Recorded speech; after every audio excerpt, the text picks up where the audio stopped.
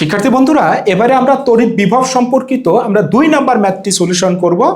দেখো, ম্যাথটিতে বলে দেয়া আছে একটি বর্গক্ষেত্রের প্রত্যেক বাহুর দৈর্ঘ্য 0.1 মিটার। বর্গক্ষেত্রের 4টি কৌণিক বিন্দুতে যথাক্রমে 8 মাইক্রোকুলম, 4 মাইক্রোকুলম, -6 মাইক্রোকুলম এবং 10 মাইক্রোকুলম চার্জ স্থাপন করা আছে। প্রশ্ন হচ্ছে ওই বর্গক্ষেত্রের কেন্দ্রে মোট তড়িৎ বিভবের মান কত নির্ণয় করো। দেখো চিত্রটা, এ বি সি ডি একটি বর্গক্ষেত্র, প্রত্যেক বাহুর দৈর্ঘ্য দেওয়া আছে 0.1 মিটার এবং এ বিন্দুতে 8 মাইক্রোকুলম, বি বিন্দুতে 4 মাইক্রোকুলম, সি বিন্দুতে -6 মাইক্রোকুলম, ডি বিন্দুতে 10 মাইক্রোকুলম চার্জ স্থাপন করা আছে। প্রশ্ন হচ্ছে এই যে বর্গক্ষেত্রের কেন্দ্র আছে, কর্ণ দুটোকে যোগ করলে আমি যে বিন্দুতে ছেদ করবে সেটা হচ্ছে বর্গক্ষেত্রের কেন্দ্র। এই বর্গক্ষেত্রের কেন্দ্রে মোট বিভবের মান কত সেটা বের করতে হবে। বলো, 4টা চার্জ রয়েছে, এই 4টি চার্জের জন্যই কেন্দ্রে 4টা বিভব আছে। 4টা বিভব বের করে নেব, তারপরে ছোটবেলার নিয়মে আমরা যোগ করব।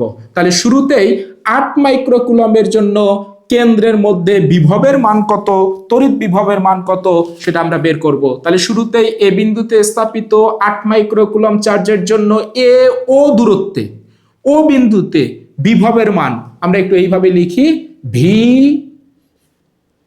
এ ইজ ইকুয়াল টু, আমরা একবারে মানগুলো বসাবো, 9 গুণন 10⁹ কিউ বাই আর। কিউ এর মান ছিল 8 মাইক্রোকুলম, তাহলে হবে 8 10⁻⁶। নিচে কত দূরত্ব, এ ও দূরত্ব, কিন্তু আমরা তো এ ও দূরত্ব জানি না। বলতো এই কর্ণের অর্ধেক দূরত্বটা হচ্ছে এ ও, তাহলে আমরা এই বিডি কর্ণটা বের করি, তাকে 2 দিয়ে ভাগ করলেই এই অর্ধেক দূরত্বগুলো আমরা পেয়ে যাব। তাহলে বিডি ইজ ইকুয়াল টু কি হবে, বিডি মানে অতিভুজ স্কয়ার ইজ ইকুয়াল টু, আমি স্কয়ারটাকে ওই পাশে নিয়ে গেলাম, ভূমি স্কয়ার প্লাস লম্ব স্কয়ার, অর্থাৎ 0.1 তারপর স্কয়ার, তারপরে হবে 0.1 তারপর স্কয়ার। এই মানটা যদি আমরা বের করি, মানটা বের হবে 0.1414 এত মিটার। বলতো একে যদি আমরা 2 দিয়ে ভাগ দেই তাহলে এ ওর মান পেয়ে যাব। তাহলে এ ওর মান হবে, একে 2 দিয়ে ভাগ দেব, তাহলে মানটা হবে 0.0707 এত মিটার। এবারে এই মানটা আমরা এইখানে বসিয়ে দেব 0.0707।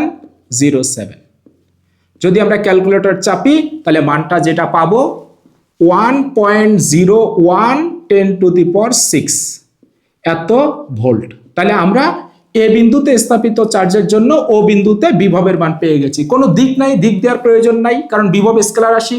আবার বলতো বি বিন্দুতে স্থাপিত চার্জের জন্য বিও দূরত্বে ও বিন্দুতে বিভবের মান কত হবে, নাম দেই V B is equal to হবে 9 গুণন 10⁹ 4 মাইক্রোকুলম, তাহলে উপরে হবে 4 10⁻⁶।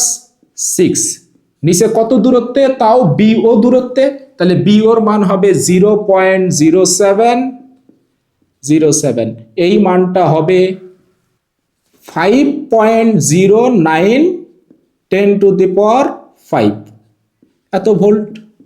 ওকে, আবার বলো তো সি বিন্দুতে স্থাপিত চার্জের জন্য -6 মাইক্রোকুলম চার্জের জন্য ও বিন্দুতে বিভবের মান ভি সি 9 গুণন 10⁹ তাহলে এবার কি মাইনাস সাইন দেবো, অবশ্যই দেবো। তাহলে -6 10⁻⁶, কত দূরত্বে, 0.0707, মানটা হবে -7.63 10⁵ এত ভোল্ট। ওকে, আমাদের আরেকটা চার্জের জন্য বাকি রয়েছে 10 মাইক্রোকুলম। বলো তো 10 মাইক্রোকুলম চার্জের জন্য ও বিন্দুতে বিভবের মান কত হবে, তাহলে এটা হবে ভি ডি 9 গুণন 10⁹ উপরে হবে 10⁻⁶, এখানেও দূরত্বটা হবে 0.0707, মানটা হবে 1.27 10⁶ এত ভোল্ট। ওকে, তাহলে 4টা চার্জ ছিল, আমরা 4টা চার্জের জন্য কেন্দ্রে বিভবের মান আলাদা আলাদা করে বের করে নিয়েছি। এবার তাহলে বলো তো ও বিন্দুতে মানে কেন্দ্রে মোট বিভব কত হবে, লিখি আমরা একটু, কেন্দ্রে মোট বিভব ভিও ইজ ইকুয়াল টু, বলো তো চারটা যোগ হবে, ভিএ যোগ ভিবি যোগ ভিসি যোগ ভিডি। ওকে, চলো চারটা মান আমরা একটু যোগ করে দেই।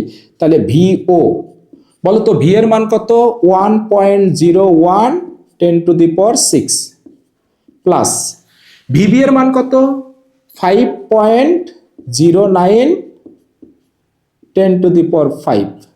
তারপরে ভিসি এর মানটা হচ্ছে ঋণাত্মক মান, তাহলে -7.63 10⁵। তারপরে ভিডি এর মানটা তো ধনাত্মক মান, প্লাস 1.27 10⁶। ওকে, তাহলে চারটাকে যদি আমরা যোগ করি তাহলে কেন্দ্রে যে মোট বিভব আছে, মোট বিভবের মান পেয়ে যাব। মানটা হবে 2.03 10⁶ এত ভোল্ট। এটা আমাদের আনসার।